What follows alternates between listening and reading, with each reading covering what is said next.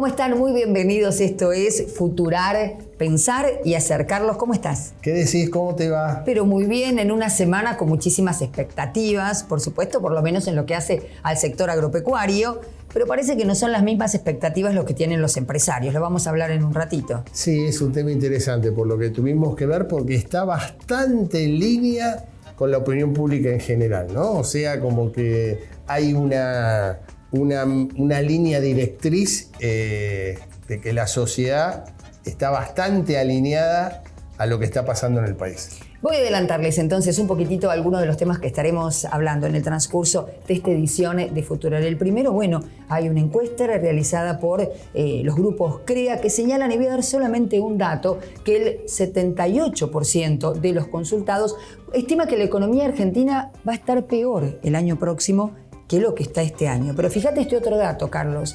También se les consultó cómo ven la economía este año con relación al año pasado. Y el 80% de los encuestados consideró que la economía este año está peor que en 2021, para pensarlo. Sí, totalmente. Por eso digo en línea, yo un poco, el editorial es la política en su laberinto, ¿no? O sea, qué es lo que está pasando para ver si muy ensimismada. Hoy vamos a hablar con un dirigente joven del Frente Renovador, ex concejal de la ciudad de Tigre, pero fundamentalmente la idea, como venimos hablando siempre, en Futurar, de poner nuevas caras, nuevas cabezas, nuevas ideas. Así que vamos a estar hablando un poquito de todo eso. Y después te voy a dar un dato. A ver. Que va a ser bastante interesante, porque toca, te diría, lo que pasó en las últimas 96 horas en la Argentina. Vamos a escuchar muy atentos y recordemos que sean solamente algunos programas. Carlos decía, tengamos en consideración cuando comience el alegato de la Fiscalía respecto del juicio por el tema, por la causa de habilidad de Cristina Fernández de Kirchner, y efectivamente se fue cumpliendo aquello que vos estabas señalando. Por eso les propongo más que nunca escuchar con mucha atención el editorial.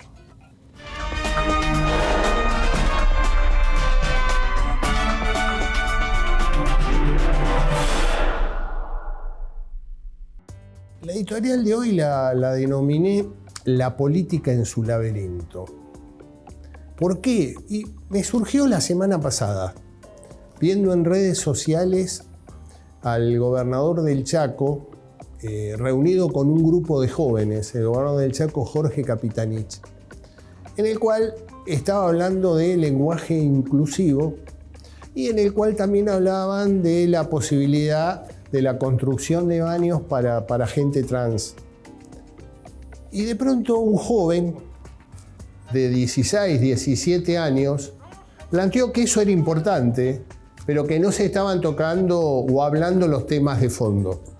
Los temas de fondo era la posibilidad de trabajar, la posibilidad de estudiar, la posibilidad de generar un futuro. ¿Hacia dónde va la Argentina? ¿Cómo insertamos a los jóvenes para darle un futuro? Que me parece que es el gran desafío que estamos teniendo hoy los argentinos, ya que la política argentina se siente muy cómodo hablando de pasado o de muertos. Lo que a la política argentina le está costando desde hace muchísimos años, esto no es un problema de este gobierno, sino en general, yo me animaría a decirle, lamentablemente, hasta que ya es un tema cultural, es posarse en el pasado. Es muy difícil generar futuro para la política argentina. Entonces, me parece que a partir de ahí lo que uno fue viendo, y bien lo decía Karina al principio, yo decía en uno de los editoriales de hace varios jueves atrás, el pedido final del alegato del fiscal Luciani iba a generar muchos efectos políticos. Y lo estamos viendo lo que está sucediendo. Vimos el fin de semana lo que pasó en una esquina de una calle porteña en Uruguay y Juncal, la situación que se está viviendo y los efectos políticos y coletazos que vienen sucediendo. Y que a su vez empieza a darse un dato que me parece central, que es qué van a hacer con las PASO. ¿Puede haber posibilidades de eliminación de las PASOs para el año que viene? Me parece que ese es uno de los objetivos centrales en el cual el gobierno nacional está trabajando. El gobierno nacional no quiere PASOs. ¿Por qué no quiere PASOs? Porque si logra eliminar las PASOs, ya hay dos antecedentes. En diciembre del año pasado, en la provincia de San Juan, en la última sesión legislativa, se eliminó las PASOs provinciales. Hoy están trabajando en volver a recrear otro instituto electoral, que es la ley de lemas. Y en la provincia de Salta, hace pocos días, también el Ejecutivo Nacional el Ejecutivo Provincial, en este caso el salteño, logró eliminar las PASOs provinciales. Este me parece que es el objetivo central. ¿Por qué? Porque las PASO generaría un gran conflicto político, al conflicto político que hoy ya tiene la principal coalición opositora, que es Juntos por el Cambio. Hay que recordar que en la elección del año pasado, Juntos por el Cambio aprovechó muy bien el instituto de las PASO, ya que hubo internas abiertas y simultáneas en 17 de los 24 distritos electorales. Eso de alguna forma potenció la competencia y le dio a Juntos por el Cambio un volumen político, dejando de lado rivalidades, diferencias ideológicas, diferencias personales, egocentrismos, que indudablemente hoy están en el centro del escenario político. Me parece que toda esta situación que se está generando a través de la figura de Cristina Fernández de Kirchner, con el juicio en vialidad, abre también otras avenidas en el cual la política está pensando solamente en el año 2023.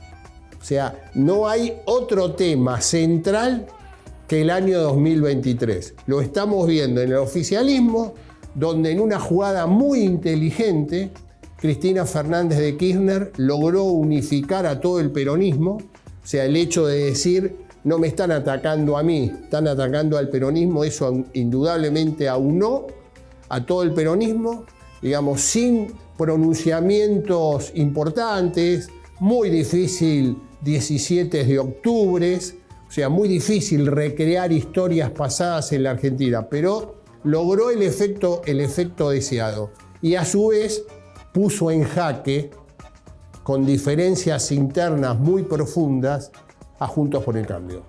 Me parece que la política y fundamentalmente la coalición opositora tiene que pensar muy bien cuáles son los pasos a seguir.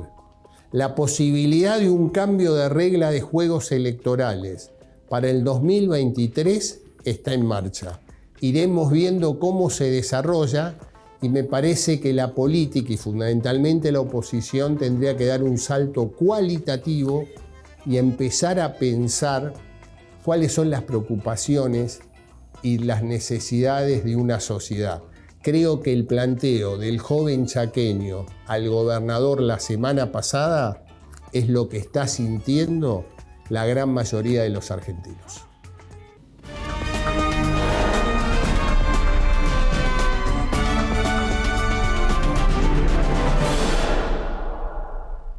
Lo anticipábamos a un ratito, hace solamente unos instantes. Lo vamos a reiterar y le vamos a agregar un dato muy significativo. En una encuesta realizada por CREA a los empresarios, justamente que integran los grupos CREA, resultó que el 78% de los que habían sido cuestionados respecto de cómo ven que estará la economía el año próximo, entienden que estará peor que en este año. Y cuando les preguntan cómo creen que estará la economía este año con relación al año 2021, sienten que 2022 económicamente es peor que el año que acaba de finalizar. Pero fíjense en este otro dato. Señalan también que la campaña 2022-2023, la que comienza, será menos sostenible. Y este no es un dato menor. Menos sostenible. ¿Y por qué?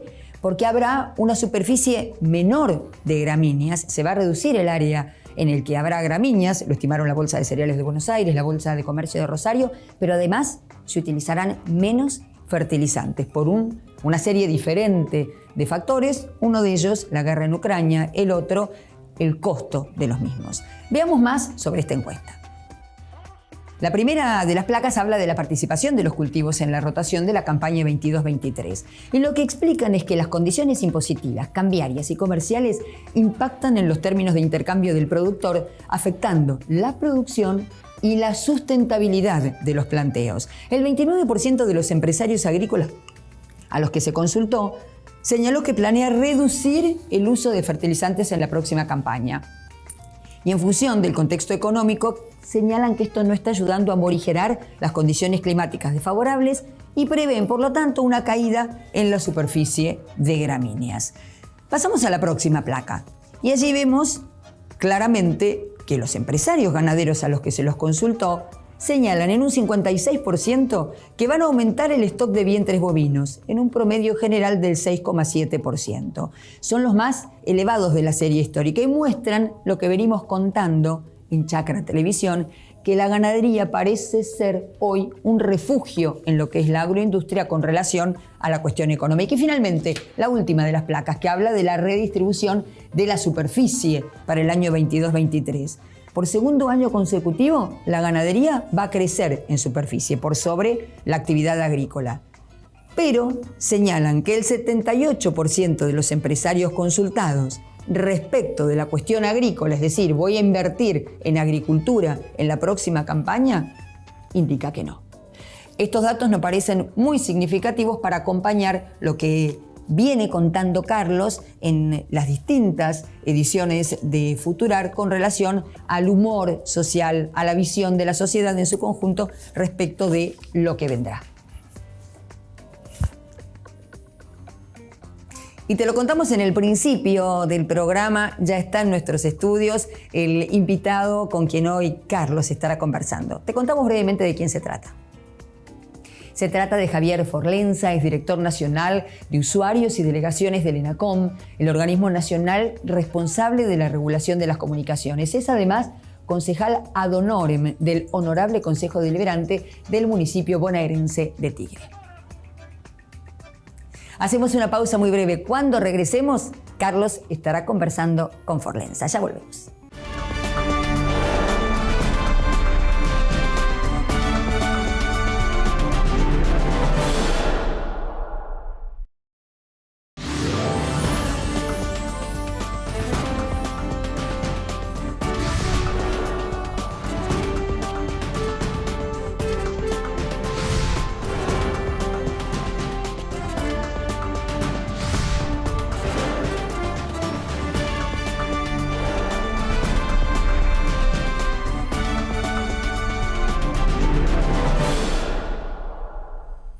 Bueno, estamos con dirigente joven, como venimos diciendo en Futurar, también nos gusta presentar, ver nuevas caras, nuevas ideas fundamentalmente, y hoy estamos con un hombre eminentemente político, un hombre que hoy está cumpliendo una función en el Poder Ejecutivo, fundamentalmente en el ENACOM, es director de la Empresa Nacional de Comunicaciones, pero es concejal de Tigre, es un hombre, digamos, que el territorio lo camina permanentemente, fundamentalmente los fines de semana, y a partir de ahí, un poco la idea de este programa fue presentar nuevas figuras, y esa nueva figura es Javier Forlenza. Hola Javier, gracias por estar acá. No, gracias a usted por la invitación, un gusto estar compartiendo este programa contigo, Carlos, que nos conocemos hace varios años. Exactamente, hace varios años que a Javier nos une una amistad.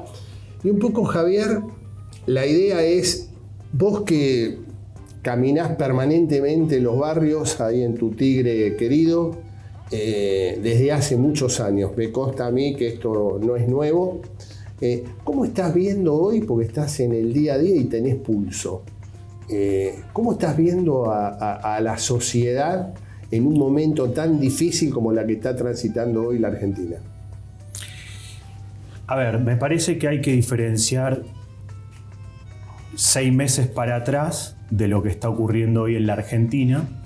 Primero porque la gente vuelve a recuperar la expectativa en la política a partir del ordenamiento y el cambio de gabinete. Y segundo, también se da este fenómeno de que si bien la gente está alejada de la política, y eso es una responsabilidad de los dirigentes construir nuevamente ese puente, no le podemos pedir a la gente lo que nosotros no hagamos, digamos, y por eso también esa cercanía que nosotros tenemos de manera permanente con el vecino tiene que ver con eso, con reconstruir ese puente de confianza que nos permita primero entender de primera mano la demanda. No podemos transformar lo que no conocemos. Primer punto para quienes tenemos vocación política. Digamos, conocer de primera mano la demanda de los vecinos. Porque eso nos permite generar políticas públicas que realmente los representen y puedan ser ejercidas con plena conciencia, digamos. Y por eso creo que hay que recuperar ese sentido de la política como herramienta que colectivice la demanda social. Y ese es el objetivo que nosotros estamos persiguiendo a partir de cada una de las reuniones que tenemos con los vecinos y demás. Entonces, hay una recuperación de la expectativa y también, digamos, hay demandas nuevas porque no nos podemos olvidar que estamos en un siglo totalmente distinto. Este es el siglo de la era digital, de la economía del conocimiento, y en ese marco ya tenemos que también interpretar que hay nuevas formas de ejercer los derechos, y en ese sentido, por supuesto, la gente tiene otras demandas, porque cuando vos tenés acceso a la tecnología como herramienta, empezás a exigirles a los gobiernos locales, a los gobiernos provinciales, al gobierno nacional, otra forma de ejercer tus derechos, otra forma de ejercer el mundo del trabajo, la salud, la educación, el desarrollo, digamos, de toda la vida, porque la tecnología es algo que nos atraviesa de manera permanente en este siglo.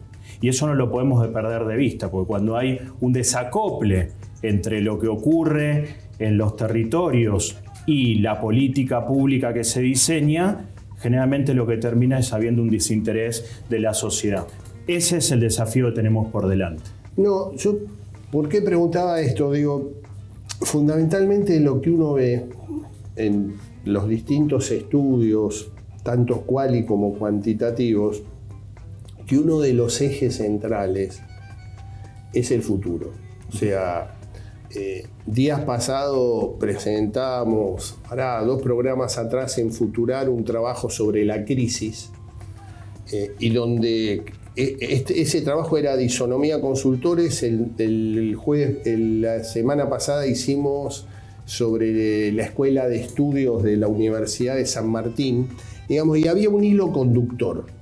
El hilo conductor era lo que costaba imaginar o percibir el futuro. O sea, 7 de cada 10 argentinos decían: tenemos un futuro peor que el de este año. O sea, estaban viendo como que le está costando mucho imaginar, transitar, plantear. Por eso digo, en dirigentes jóvenes como vos, y aparte me consta de lo caminador que sos, digo, ¿cómo esa expectativa que por ahí estás viendo de 6 meses a esta parte, cómo se trasluce, ¿no? Cómo se genera un camino de esperanza? Yo creo que no hay que confundir desánimo, digamos, con falta de expectativa. Son 2 cosas distintas. Puede haber una sociedad desanimada, quizás producto de todo lo que venimos atravesando. La pandemia también nos cambió. Sí. A todos, de una vez y para siempre. Un hecho histórico mundial que sin duda nos atravesó y nos hace pensar la vida distinta, y también nos hace reconvertirnos. Y quizás eso se puede traducir en un cierto desánimo, pero no en pérdida de expectativas. Sí coincido contigo que hay que hablar de futuro. Creo que es la mejor manera de construir la esperanza que necesitamos los argentinos, los tigrenses, los bonaerenses. Porque en ese sentido es que la política tiene una responsabilidad. Si nosotros, en vez de predicar la esperanza, predicamos el desánimo, hay algo que no entendimos de la política como herramienta de transformación. Y ahí es donde nosotros tenemos una clara responsabilidad, un claro mensaje a la sociedad.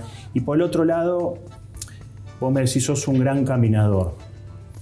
Pero eso es producto también de un profundo agradecimiento que nosotros tenemos con el vecino de Tigre. Nosotros cuando en el 2017 competí para poder ser concejal, hubiese sido imposible sin el acompañamiento del voto popular.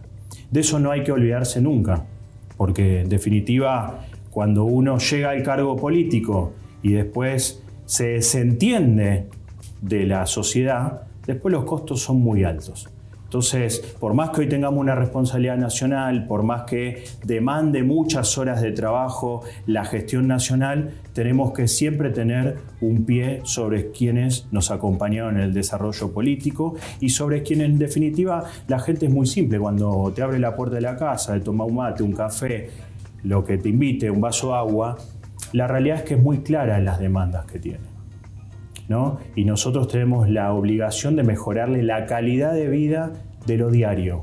La gente no nos pide locuras, ¿no? Nos pide recuperar el poder adquisitivo, poder tener previsibilidad en el puesto de trabajo que hoy tiene, poder mandar sus hijos al colegio y poder costear la canasta básica para que la educación sea realmente el motor de la Argentina. Me parece que la política tiene una responsabilidad en ese sentido y un desafío frente a la escucha del vecino, ¿no? Recuperar lo básico de lo que nos quieren decir. Quizá nosotros a veces nos complicamos y la gente nos está queriendo decir otra cosa. Es importante que sepamos decodificar los mensajes de la sociedad.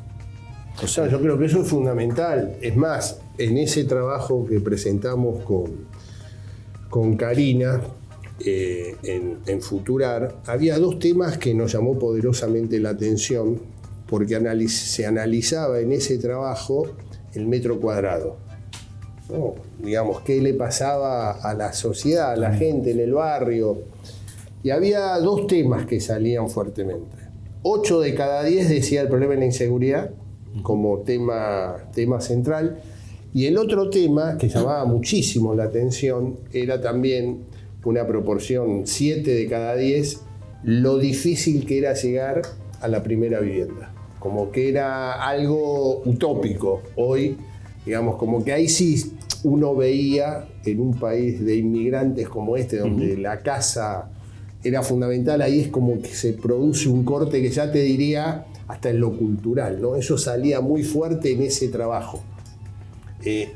Y eso creo que lo debes percibir. No, a ver, no vamos a ocultar que esa es una demanda sentida de la sociedad y de manera permanente. ¿Por qué? Porque cuando uno, como Estado nacional, provincial, municipal, le da la llave de una vivienda a una persona, le está dando, esa llave para construir un hogar, que es mucho más que una vivienda. Eso hay que tenerlo claro también. La vivienda es, quizá lo que uno ve, ¿no? La estructura, pero cuando vos le das la llave a la vivienda le estás dando todo lo que sucede en esa construcción de familia. Entonces, primero recuperar que la vivienda es la construcción de una familia también, ¿no? Y segundo, no perdamos de vista esto que sucedió a partir del anuncio del ministro Massa la semana pasada con la ley de incentivo a la construcción. Es por ahí el camino. No solamente porque es alivio fiscal, más empleo, sino porque también es una demanda que claramente el ministro está viendo que hay que resolver en la Argentina, porque eso va a generar puestos de trabajo, va a generar alivio fiscal para el sector que invierta, pero también va a generar previsibilidad para las familias que puedan tener acceso.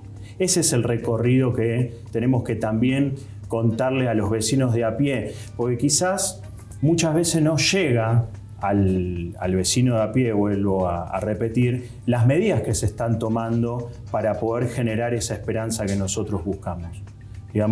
Está la medida de esta que bien decía, de la industria de la construcción, pero también si miramos los datos, porque esto no lo quiero dejar pasar por alto, si miramos los datos de cómo creció la industria del conocimiento en los últimos 22 meses, fue la más sostenida. Y si podemos ver los datos comparativos del 2017 al 2022 vemos que en el 2017 había 98.000 puestos de trabajo en la industria del conocimiento y hay 141.000.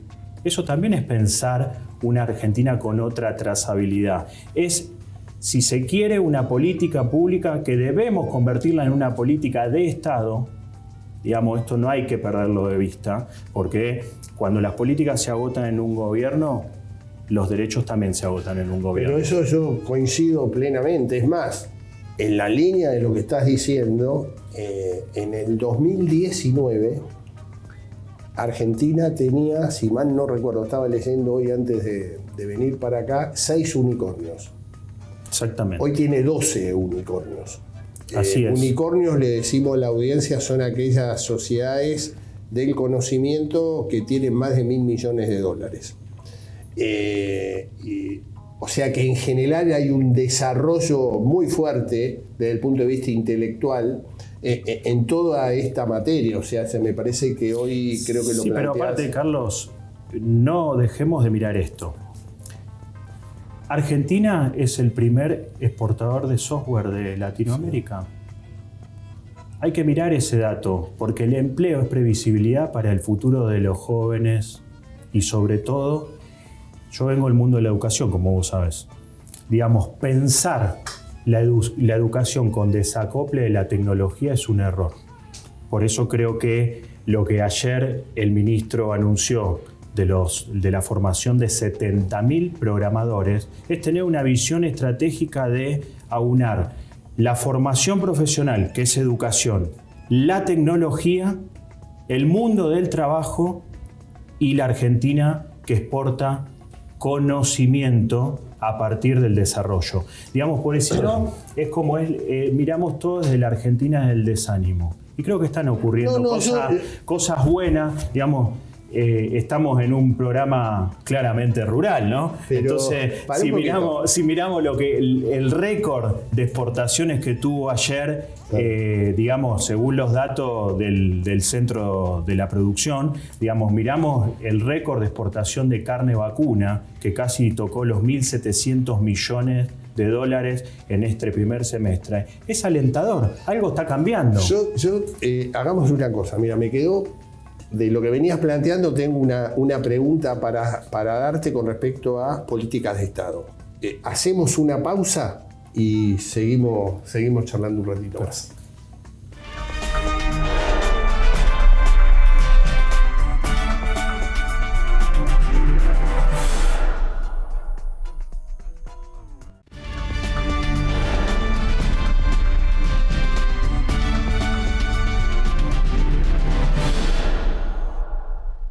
Me quedé pensando cuando hablaste de políticas de Estado.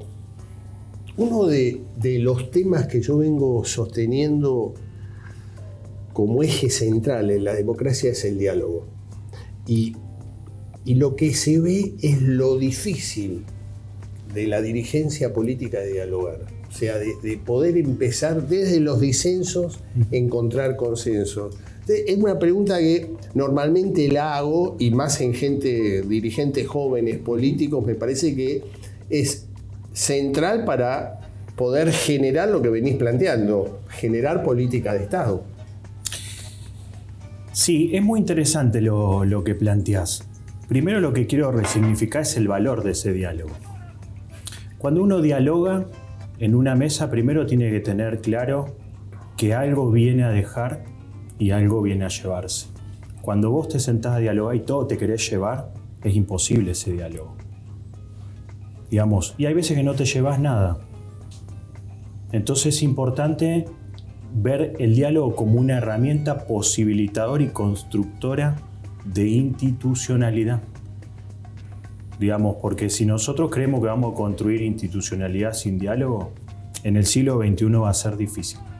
Porque la generación que viene detrás, quizás nuestra, la realidad es que tiene las formas de resolver sus problemas de una manera mucho más de encontrarse, de poder sentarse a discutir las ideas. Digamos, yo tengo 2 hijas adolescentes, ¿no?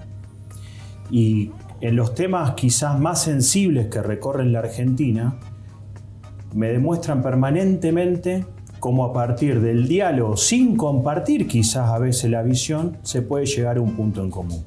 Me parece que esa es la Argentina que tenemos que transitar. Animarnos a decir, bueno, nos sentamos, no pensamos lo mismo, pero sí tenemos claro que podemos generar un punto de encuentro. A partir de ese punto de encuentro se construyen las políticas de Estado. Si no, vamos a estar pensando que el diálogo es una entelequia. El diálogo es posible. No, pero aparte de es posible. Es vital. Somos los hombres los constructores del diálogo, ¿eh? Digamos, no le podemos echar la culpa a nadie acá. El rol del hombre y de la mujer en la construcción del diálogo es fundamental. Pasa, ¿cómo haces hoy? Digamos, creo que quedamos cerrados en un grado de antinomia muy fuerte, o sea, en el cual por ahí dialogar no está bien visto en ciertos sectores de la dirigencia política argentina, tanto de un lado como del otro. Yo siempre cuento un hecho que para mí fue vital, que fue el triunfo de Cambiemos en el 2017, en las elecciones de mitad de término, donde la sociedad ratifica el triunfo del 2015 con el 42%, y en ese entonces el presidente Macri convoca a la dirigencia política, a la dirigencia sindical, al Poder Judicial en su conjunto, a la dirigencia empresarial, en el CCK, en el Centro Cultural Kirchner, y plantea un diálogo abierto para poder empezar a generar un norte hacia el país, pero sin embargo bajo mi liderazgo. O sea, obviamente terminó como tenía que terminar. Yo digo, por eso me interesa hacerte este tipo de preguntas a dirigentes jóvenes. ¿Cómo haces para romper ese personalismo tan incorporado en la dirigencia política, donde el ego es más importante, o como dice el Papa Francisco, el yo es más importante que el todos? Si tomo tus palabras, también voy a tomar las que son el lema de este programa, pensar y hacer. Sí. Cuando vos convocás al diálogo, en este caso citando al expresidente Macri, una cosa es convocar al diálogo y solamente que sea una mesa de entretenimiento. Y otra cosa es pensar lo que implica ese diálogo y después tener acciones concretas sobre lo que implicó ese diálogo. ¿Se entiende lo que digo? O sea, totalmente. Generar una agenda de trabajo que materialice lo que dialogamos. Porque si no hay una agenda de trabajo es difícil que ese diálogo sea constructivo. Y después voy a tomar un concepto que vos lo conocés bien por tu expertise. Hay que hablar más de las ideas y menos de las personas. Porque ahí nacen los proyectos. Sí, sí. Esa es la vocación del diálogo. Si en la mesa es solamente el personalismo y se diluyen las ideas, lo que termina ocurriendo es que no hay proyecto posible. Se agota en una persona, ¿no? Entonces, vos sabés que yo vengo a un movimiento, que es el peronismo, y digo movimiento porque muchos están confundidos a veces. El peronismo no es un partido, es un movimiento.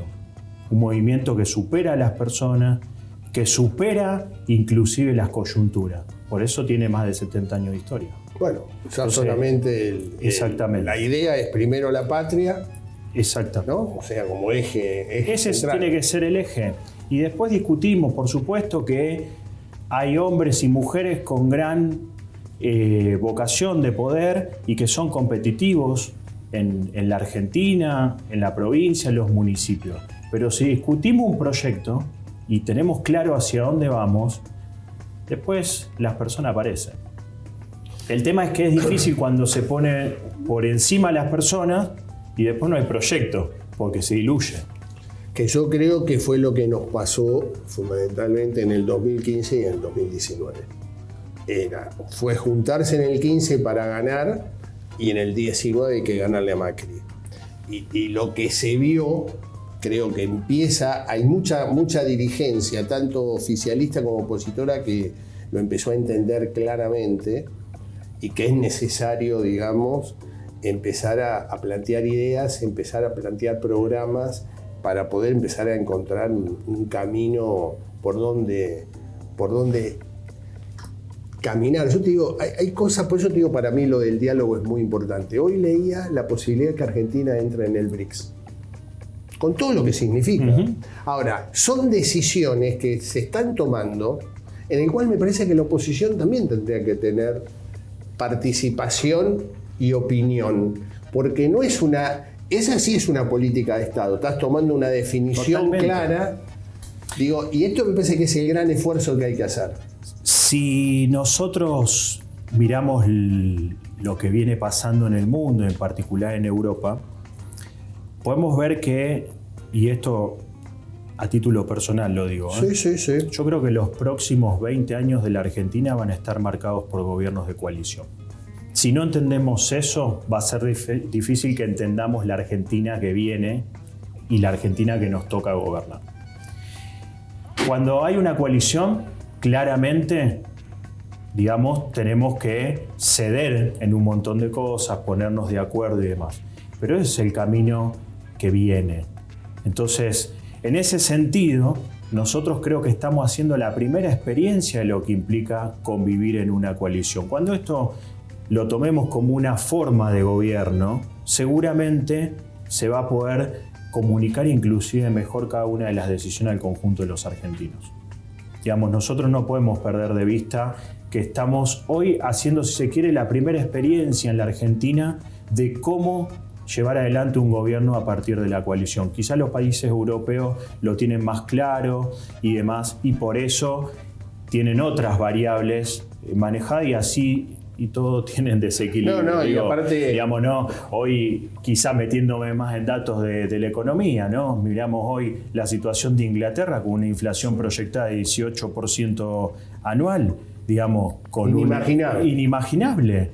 Digamos, no es menor lo que está pasando en el mundo. Javi, ¿cómo no vamos a poder pensar en el diálogo como una herramienta para salir de esos problemas que nos van a tocar de costado, de frente, pero nos tocan?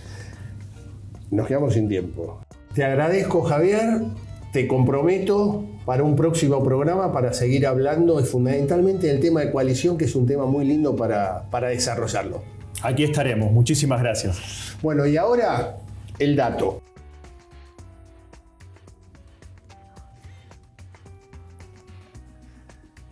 Y ahora el dato. Como vimos, fue un fin de semana el pasado bastante complicado, generó efectos políticos fuertes, declaraciones altisonantes, y hubo una que repercutió muy, pero muy fuerte en el campamento de Horacio Rodríguez Larreta. Digamos, asesores, funcionarios y el mismo Rodríguez Larreta quedaron muy preocupados. ¿Cuál fue? Una declaración de Javier Milei, en el cual, en un programa televisivo la noche del domingo, dijo: Rodríguez Larreta es como los fideos en mal estado, le faltan huevos. ¿Y por qué tanta preocupación con un exabrupto típico de Javier Milei? Porque tienen mucho temor que repercuta esa declaración en la sociedad y que tenga el mismo efecto que fue la declaración en su momento del expresidente Mauricio Macri con respecto a Sergio Massa, que lo llamó ventajita y que indudablemente le generó en su imagen un efecto totalmente negativo. El temor de Rodríguez Larreta y de todo su equipo es que eso entre fuertemente en la sociedad. Bueno, esto ha sido todo por hoy. Los esperamos la semana que viene. Muchísimas gracias.